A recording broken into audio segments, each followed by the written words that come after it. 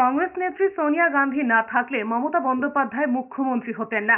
এমনই মন্তব্য করে তৃণমূল কংগ্রেস নেত্রীকে প্রায়শ্চিত্ত করতে বলেছেন কংগ্রেস নেতা অধীর চৌধুরী। শনিবার বর্ষিয়ান কংগ্রেস নেতা প্রদীপ ভট্টাচার্য আফসোসের সুরে বলেছিলেন, সেদিন মমতা বন্দ্যোপাধ্যায়কে বহিষ্কার করা ঠিক হয়নি, এখনো প্রায়শ্চিত্ত করতে হচ্ছে।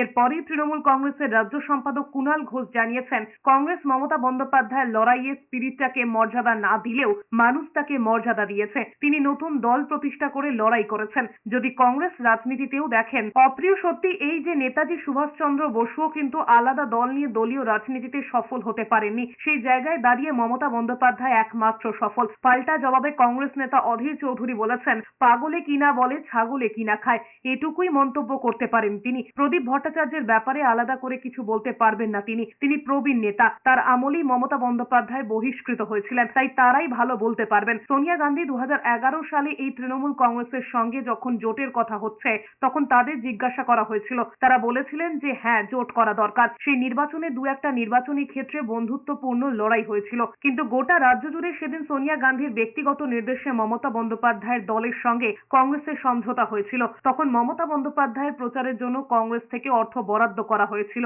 হেলিকপ্টার বরাদ্দ করা হয়েছিল। সেই মমতা বন্দ্যোপাধ্যায় 11 সালে ক্ষমতায় আসার পর কংগ্রেসের নিধনযজ্ঞে অবতীর্ণ হলেন।